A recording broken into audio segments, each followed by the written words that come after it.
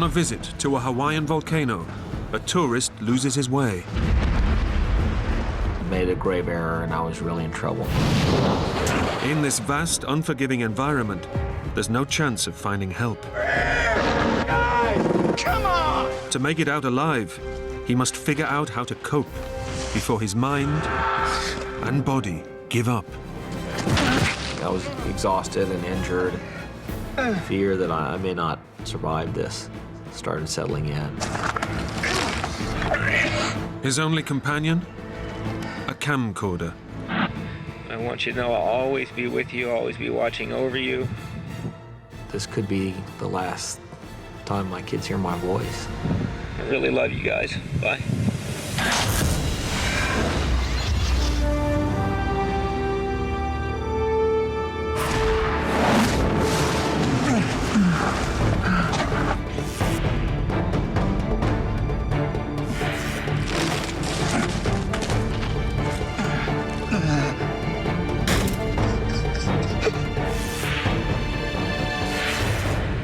Scared.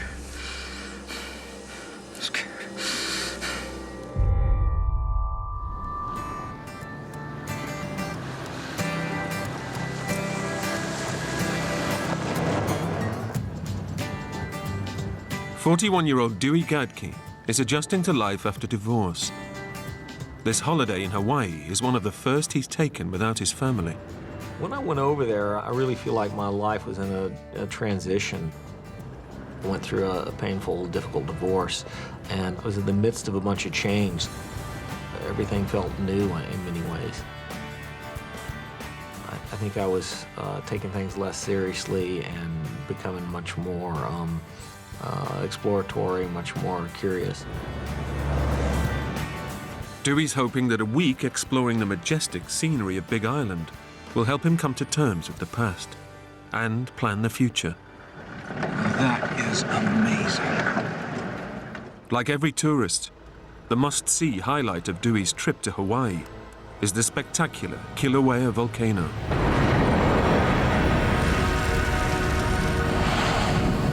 One of the most active volcanoes on the planet.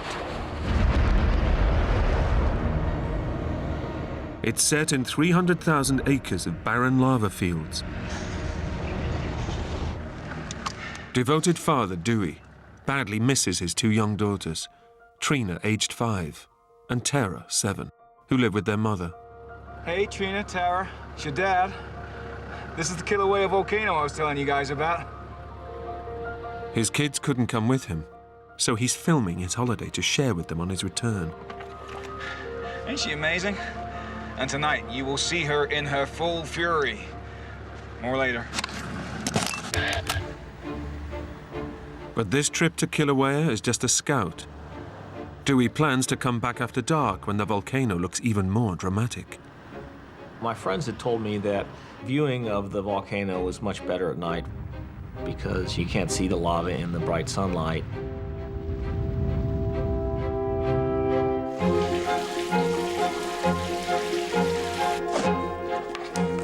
I didn't expect to be out there very long, but the lady at the front desk said, well, it's very dark, you should at least buy a flashlight to take with you. So I put on jeans, good walking shoes, a t-shirt. I put my video camera in a waterproof case that I brought with me, and then I bought a flashlight, and that was my preparation for the trip. Dewey doesn't pack a compass or bottled water for his nighttime trip. He expects to reach the volcano in a couple of hours and be back in his room soon after midnight. I left the hotel and drove in this old road that goes into the national park, 10, 15-mile drive. It's fairly desolate. And then the road just dead ends.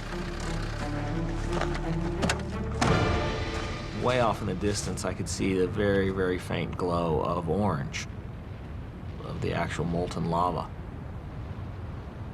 It was at that moment I started realizing that I had to be careful to get back to my car because there was no light on the car, there was no street lamps, nothing to identify the road.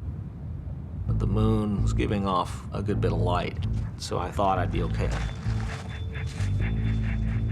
I was prepared for a very short hike. The only two things I was carrying was a flashlight and my video camera, and there's no cell coverage down there.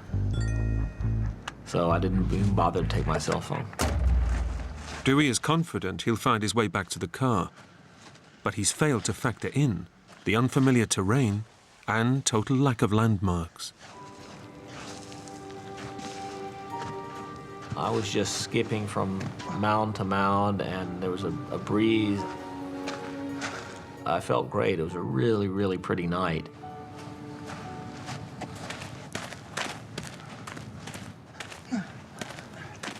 But after 2 hours, Dewey is still a long way from the distant glow of flowing lava. I was like, that orange glow doesn't seem much closer than it did an hour ago. This seems quite a bit farther than they had told me. I thought about blowing it off, but I was pretty committed to actually seeing it and having the experience, so I didn't do that.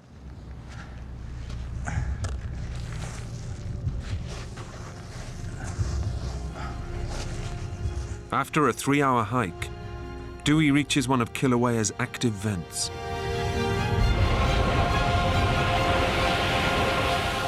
Here, molten lava pours spectacularly into the sea and solidifies, making Big Island a little bigger every day.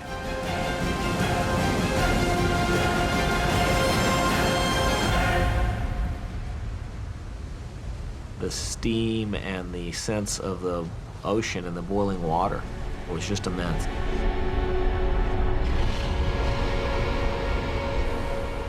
To stand next to this and just realize what a small piece of this planet I am was humbling.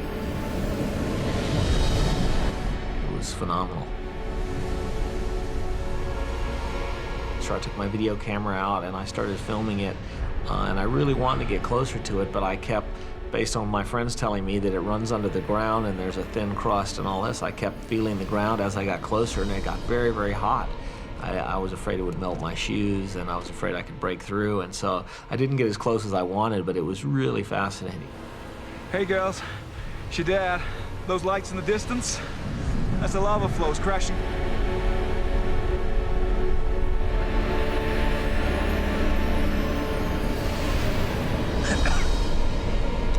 I kind of doubt you can see anything. It's sort of like the landscape of the moon. It's the roughest, hardest terrains I've ever seen.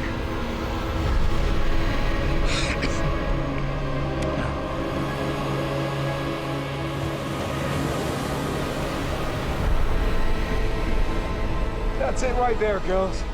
New Earth being created. It's a beautiful thing. I watched the volcano for probably 20, 25 minutes, and then I was like, it's got to be late, and it's going to be very late when I get back to my car, so it's time to get headed back. But when Dewey looks for the trail he came in on, he can't find it. Undaunted, he decides to follow the coastline and then cut inland to hit the road where he'd parked his car. That was the plan. But just after Dewey sets out, The moon went down, or clouds came over. Basically, it got quite a bit darker. I think I was walking in less of a straight line. Surprisingly quickly, I hit a different texture of rock. It was, and I didn't know what it was, but instead of being this smooth, crunchy black dough, it was these large, white, crumbling boulders, and incredibly hard to walk on that stuff.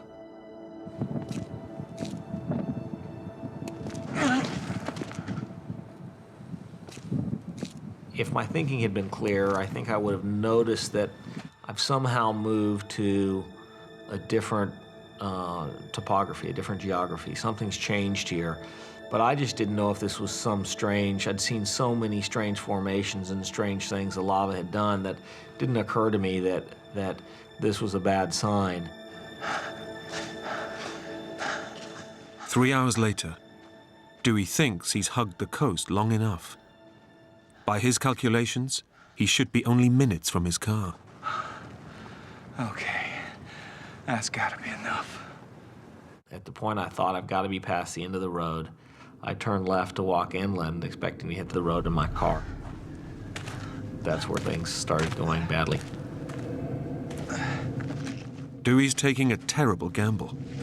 If he misses his car in the darkened moonscape, he'll be heading deep into 300,000 acres of uninhabited volcanic fields.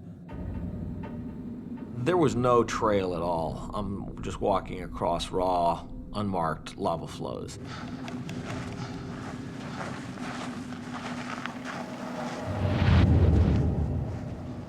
After 3 hours hiking inland, there's still no sign of his car. Dewey realizes he's lost. I'm just scared. I'm really scared. Hungry, thirsty, and all alone, he feels a desperate urge to talk to someone, even if it's only his camcorder. Well, it's getting late, and I'm dehydrated and lost. I had a plan to head up the coast and cut across the road. Obviously, the road's a lot further than I thought. But he's confident that with the dawn, he'll be able to find his car. When the sun comes up, I can see just this vast area. The lava seems to go on forever. Dewey thought that daylight would help him regain his bearings. Instead, he's confronted with an alien, featureless landscape.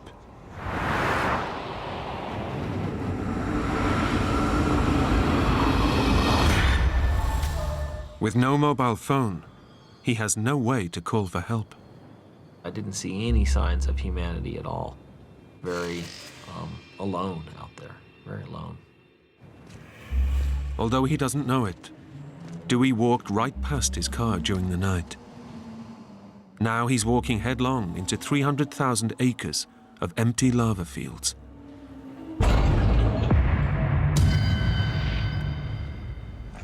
Dewey breaks out his camcorder. Recording a video diary for his daughters at least gives him someone to talk to. Well, I can't find the road.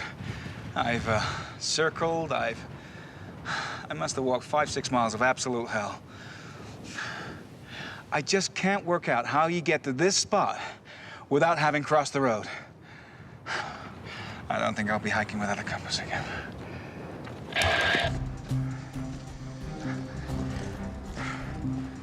Heading inland looking for the road, I ended up walking on some stuff that was really, really dangerous to walk on. These are crispy shells like overcooked cookies, and every time you step on them, they break. You fall into these holes of crumbly shards of glass-like rock.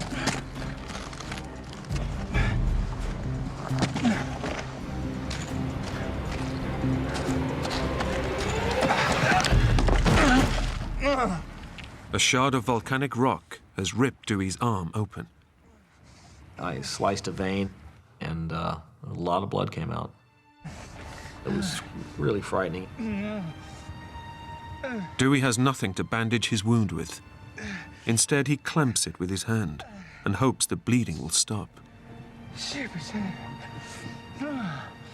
I was exhausted and injured and been walking all night, been falling, scraped and cut. Physically, was not in good shape at that point.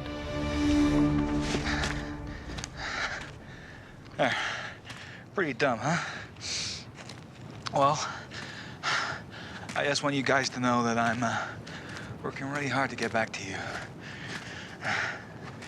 Well, this is what I've been walking on all night. It's the roughest, nastiest terrain I've ever walked on. Miles and miles and miles of this stuff. Far as the eye can see. Really nasty terrain.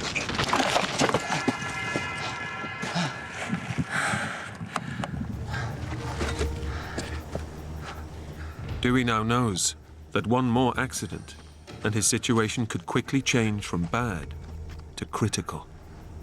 Worse, it looks as though he's still miles from safety. I didn't see any signs of humanity at all. Very vast, very alone out there, very alone. Shortly after noon that first day, I really started seeing my thinking go bad. I would get confused that I was seeing terrain I'd seen before. I started wondering if I was walking in circles. I don't think my mind was working that well. I can't explain it, but at least for the first several hours of the day, I remained very stubbornly, foolishly attached to this idea that the road was ahead of me. But then, Dewey hears something. I had a helicopter coming straight toward me. If Dewey's hotel reported him missing, this could be a search helicopter. Hey! Over here! Hey! Guys! But he has only seconds to try and get noticed. A mirror attached to his camera bag may be his salvation. Come on, guys. You can see me. Come on. There was this grand fantasy that they would see my flickering mirror and come down and pick me up and fly me out and we'd all go get breakfast. Hey! Over here! Hey! But it wasn't playing out that way.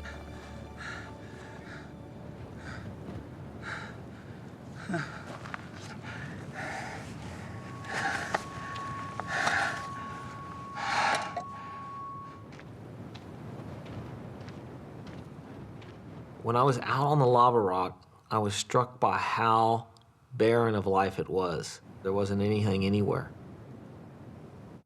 No animal life that I saw except for birds.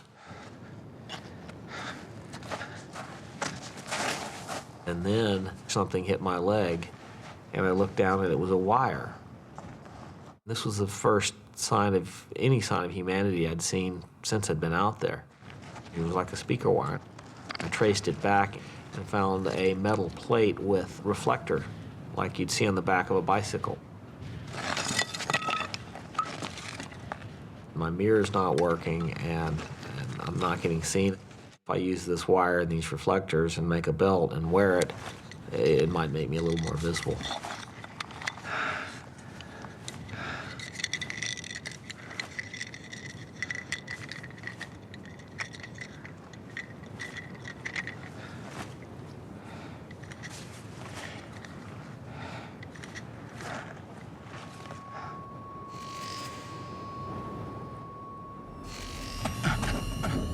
Dewey is bitterly regretting his decision not to bring any water from the hotel.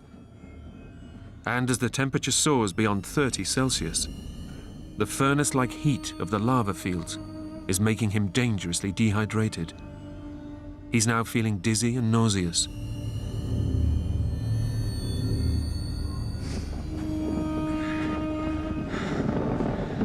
Car should be here. Road. I don't think my mind's working that well. My priorities switched. I stopped looking for the road. I started looking for water.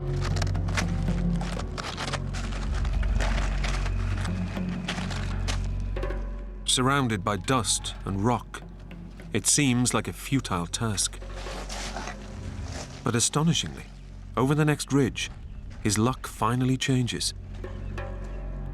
Dewey spots an oasis, which must mean water.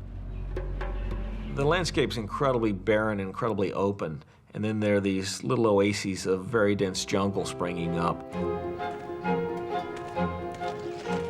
All of this walking I'd been doing, I'd never seen even a tiny puddle, and so I started crawling into these jungles, hoping to find some water. Inside the jungle, the variety of plant life is just unbelievable. There's trees, there's grasses, there's palms, there's everything you can imagine. And they're growing so closely together, you can't even see or touch the floor. You just bend them over into this suspended net of plants and crawl on top of them.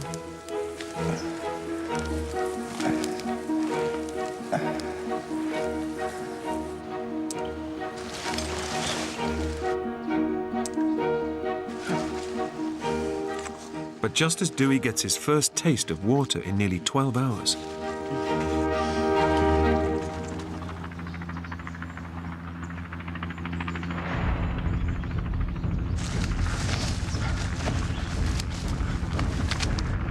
Come on, guys, over here! like the first helicopter, it doesn't appear to notice him. Come on! Throughout the day, several more helicopters pass overhead. Over here! But none of them sees him. Dewey starts to realize that they aren't search and rescue helicopters, but are carrying tourists on sightseeing trips to the volcano.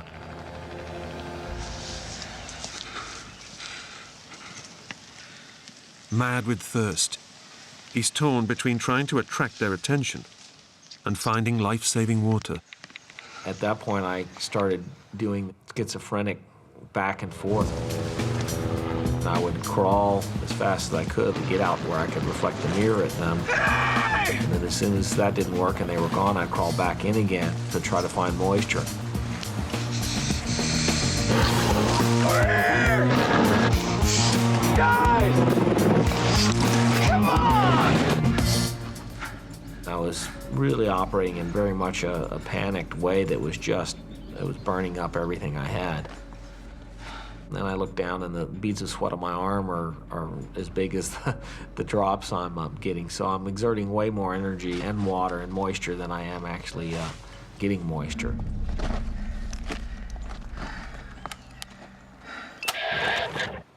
I flashed my mirror at probably 12 helicopters today, and not one acknowledged me. I don't think anyone's looking for me. At that point, I started to get really afraid.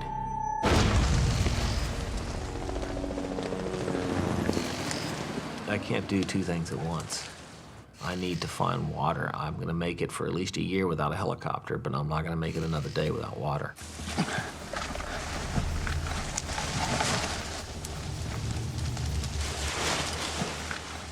In the small oasis, plants are thriving. But Dewey can only find beads of moisture, not nearly enough to satisfy his raging thirst.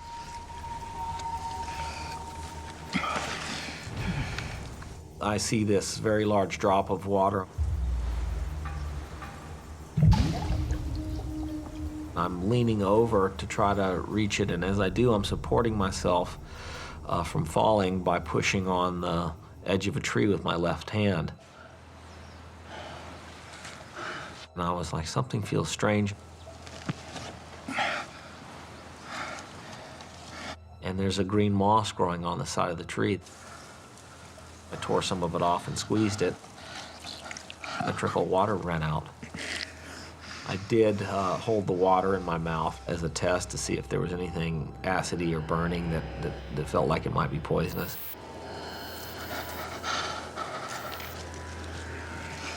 It looks like Dewey's in luck, but he needs to collect more than just a mouthful. My flashlight batteries were dead. I threw them away, and I started squeezing this moss into the handle of my flashlight.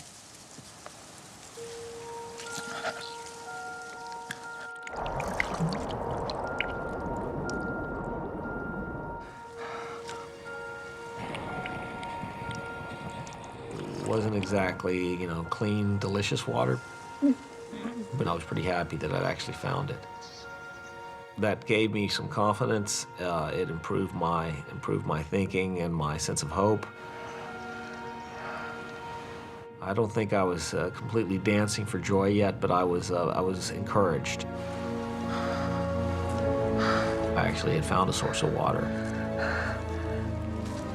That was the life-saving moment for me.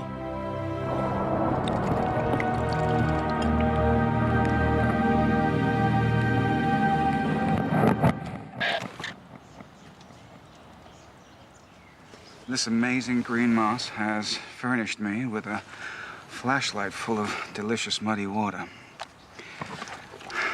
Muddy water never tasted so good.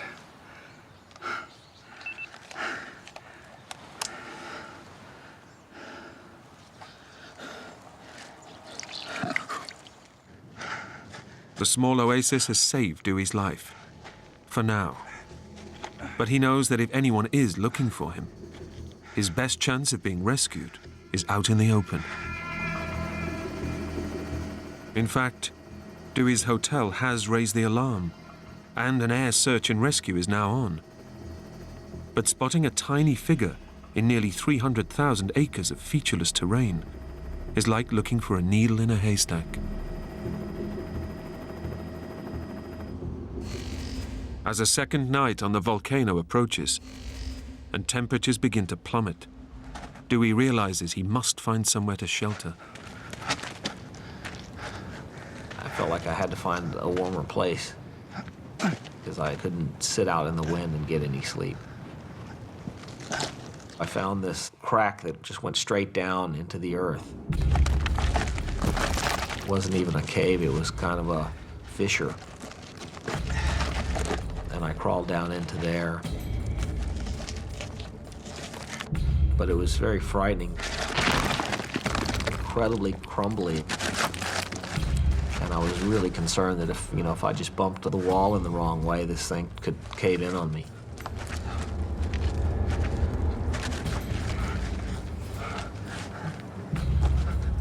I was just nervous about it, but I felt like I had to be out of the wind because the wind had gotten stronger and it was getting chillier. Dewey now faces the grim hours ahead, knowing that at any moment, his shelter could become his grave. It was straight down into the ground.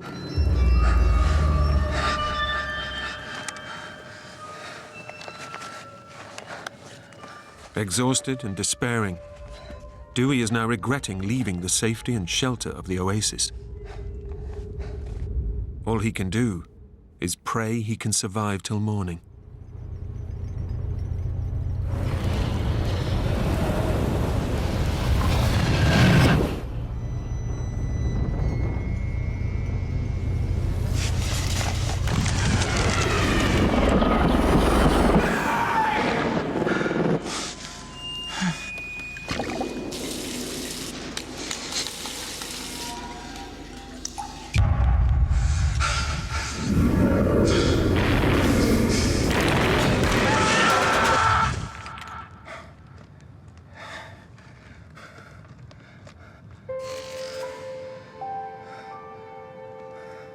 Dewey can see no way out of his predicament. Hungry, dehydrated, and demoralized, his video messages are becoming increasingly desperate. In the beginning, the camera was really a solace to me. It was comforting to actually have something to talk to.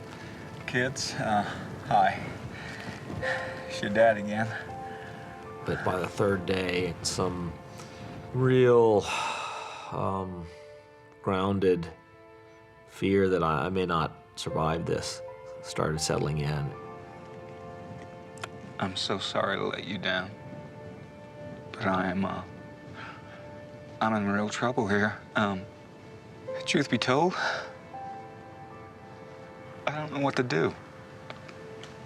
I just don't know what to do.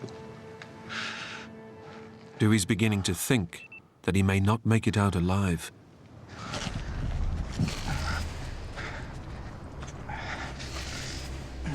He's chronically dehydrated, and his body is close to collapse. At this point, I'm really not walking well. My balance is off, my leg's injured. I had this sprained ankle that I'd turned, 3 or 4 times. I was really sick of turning that. I had so many cuts and blisters and things going on my feet.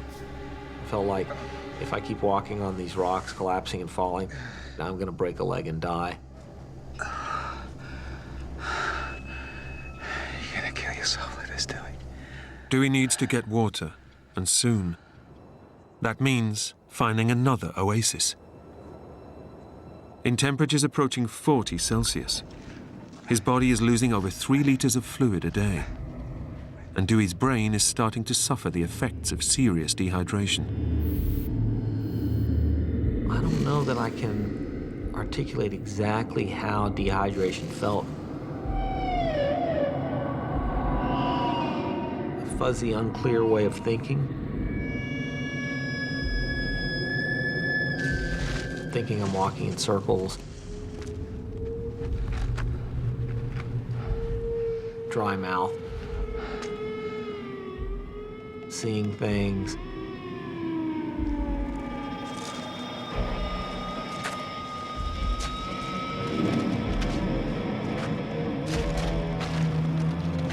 But Dewey isn't seeing things.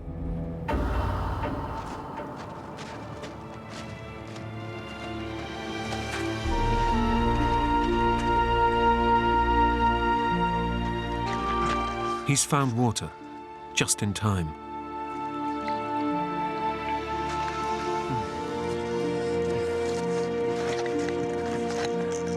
Dewey decides to change his plan.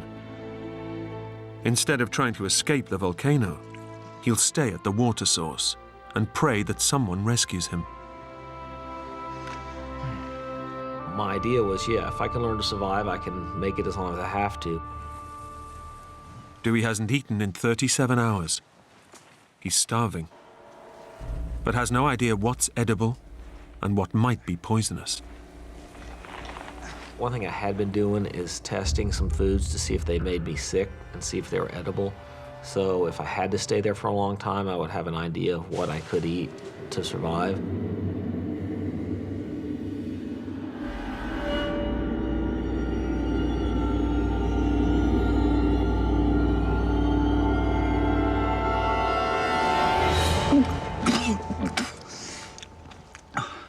Guess that one's a no.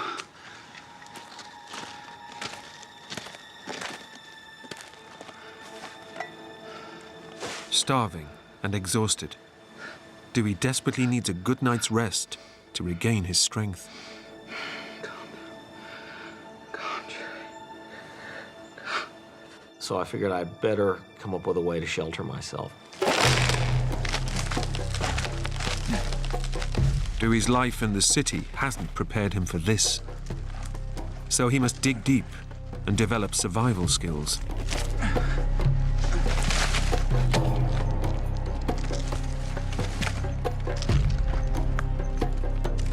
I found some reeds that I could bend into a dome shape and shove them into the mud. And then pile stuff on top. That afternoon, I made a rudimentary little hut that I could crawl into. It was very, very flimsy.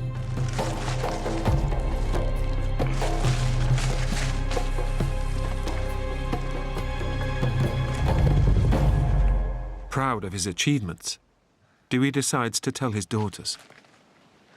Hey, Trina, Tara. You always said you wanted a vacation home, so here it is. I just built this shelter, and I'm hoping it's gonna help me survive. These leaves here, they're gonna help me collect water.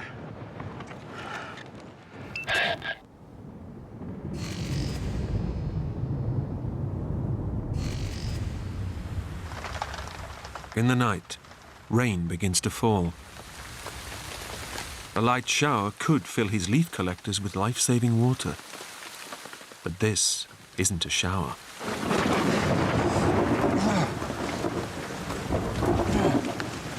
The worst thing about the whole time out there was the nights. The wind cut right through my shelter, and it was just absolutely freezing. It was not well insulated. I hadn't put a door on it.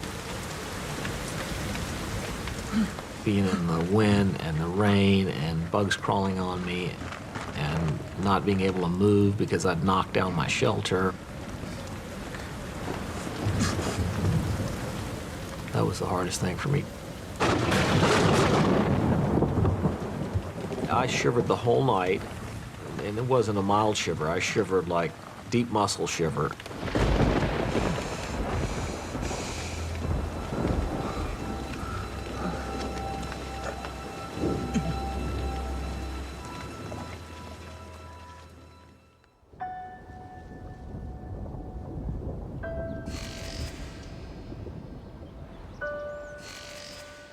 The storm has trashed his shelter and overturned his rain catchers.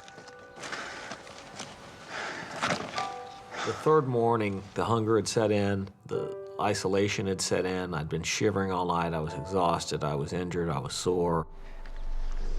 There was a lot of hopelessness. To make matters worse, Dewey now makes a shocking discovery. I had all these shards of pumice or lava rock or whatever it is embedded in my feet.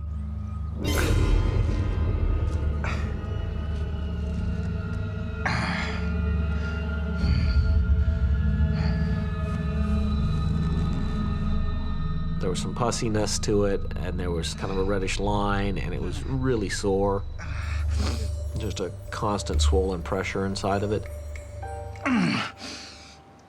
That's when my idea that I can sit this out, it fell apart. I thought, well, I can sit it out unless I've got gangrene or unless I've got some infection.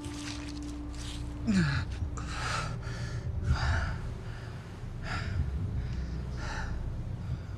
felt really real.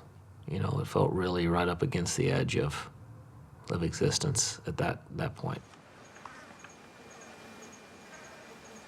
After more than 51 hours alone, and with no one to share his ordeal, Dewey's turning to his camera more and more. I hope you guys are proud of me. I ain't no quitter. I ain't no quitter. I got my reflector belt up in the tree. But, as you can see, it ain't doing me no good.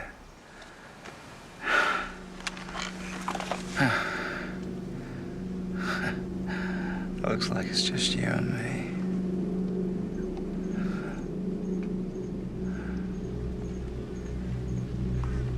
Unknown to Dewey, search and rescue helicopters are out looking for him.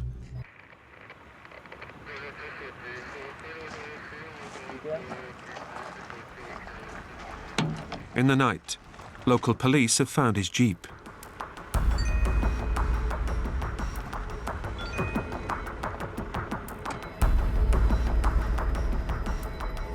But after 3 days, scouring 300,000 acres of volcanic fields, they're starting to think he hasn't survived.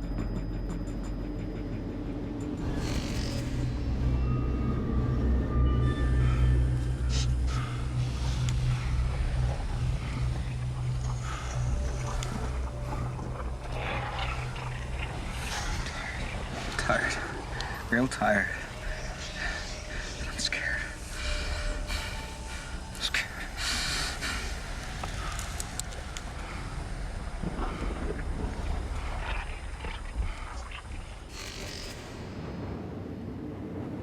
By morning, Dewey's hit rock bottom, and the infection in his foot is spreading. The pain is excruciating. Any remaining hopes Dewey had of walking off the volcano are gone.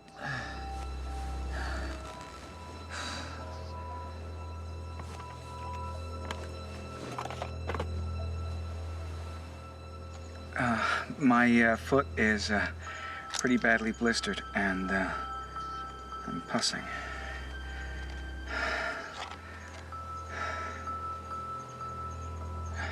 They gotta see me to find me. His only hope is to make one final attempt to attract the passing tourist helicopters. Well, I thought if I could build a large fire with a lot of smoke, might actually attract rescuers. Dewey decides that the lava fields which have held him hostage for 5 days might give him an escape route.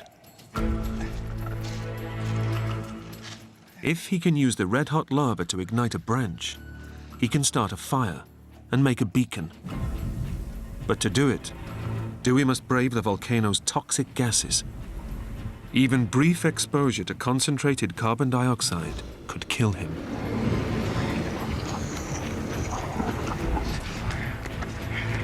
Signal.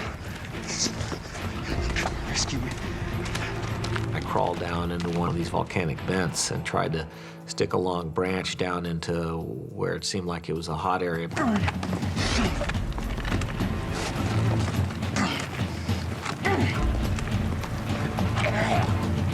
Light, son.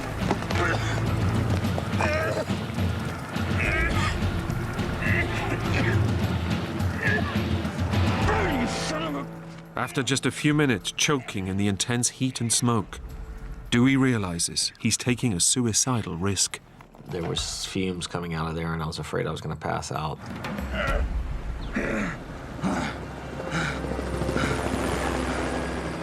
It's a bitter blow. Tourist helicopters continue to fly by, and Dewey still has no way of attracting their attention.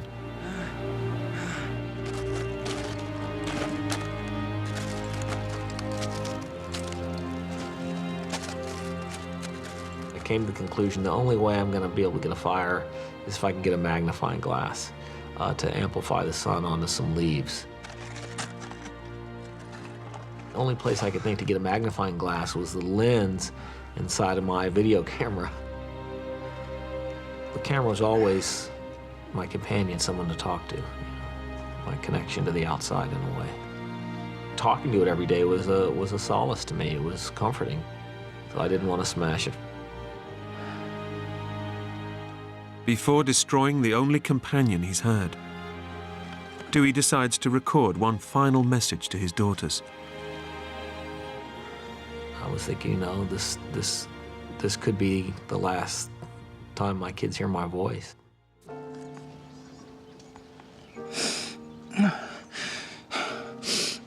My name is Dewey Gerke, and this is my final will and testament. I'm realizing how much pain I'm putting my family through, and I just want to say, guys, I'm sorry I was stupid and reckless. I was feeling for my kids if they had to grow up, you know, without me. Trina and Tara, if I don't make it back, guys, I am so sorry. I want you to know I'll always be with you, always be watching over you. It was a pretty emotional process of saying goodbye. If this is my time and place, it's a really beautiful place. But I'm going to do my best to get back to you guys. I'm not quitting. I really love you guys. Bye.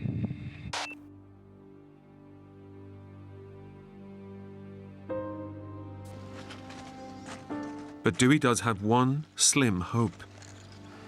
He thinks that if he can extract the glass lens from inside his beloved video camera, he may just be able to start a fire with it. I understood that I was taking that film out, putting it in a waterproof case and hanging it on the tree for someone else to find. For somebody to find after I was dead. Dewey feels that his camera is the one thing that's kept him sane. Destroying it is almost more than he can bear.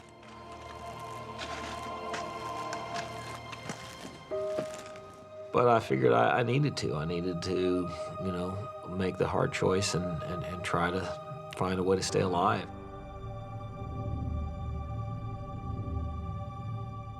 To get to the lens, he has to smash the camera. The problem is, he risks smashing the lens too. I got some big rocks and started trying to break my camera open.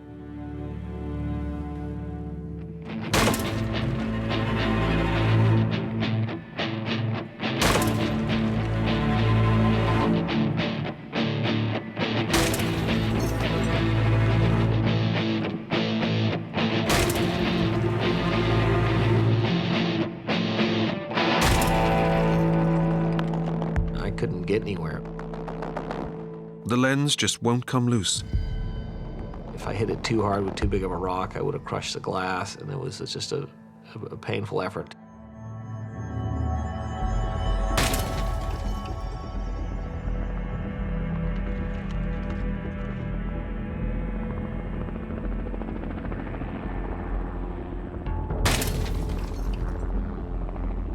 heard a helicopter.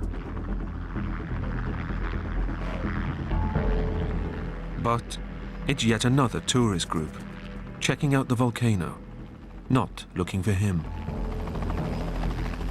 I decided, well, they're ignoring me. There's no point in getting up and flashing my mirror.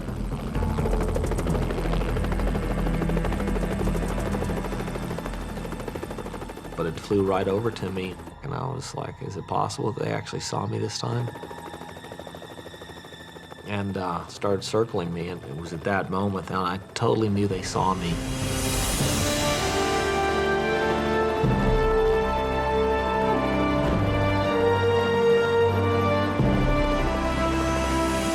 Incredibly, one of the tourists was able to capture on camera the moment of Dewey's discovery. Yeah, he needs help. He's waving you down.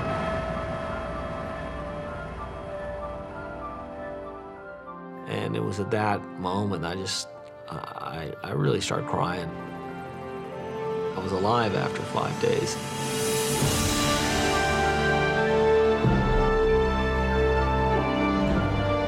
Had this huge kind of release of all the fear and all the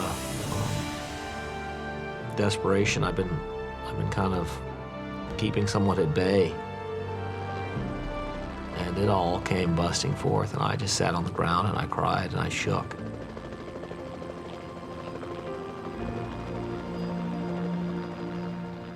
Nearly 90 hours after his ordeal began, Dewey was airlifted to hospital, where he was treated for his injuries and severe dehydration.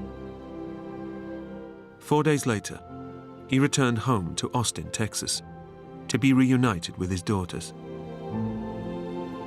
Absolutely the biggest thing behind my will to live was my kids, wanting to get back to them and not wanting them to have to grow up without a father. Dewey owed his life to the young, inquisitive tourist who spotted him, Peter Frank. He said, thanks a lot, you saved my life. And then he asked me for my home phone number and stuff. And what did you say? I said, it's cool. Peter has remained in touch with Dewey, Trina, and Tara ever since.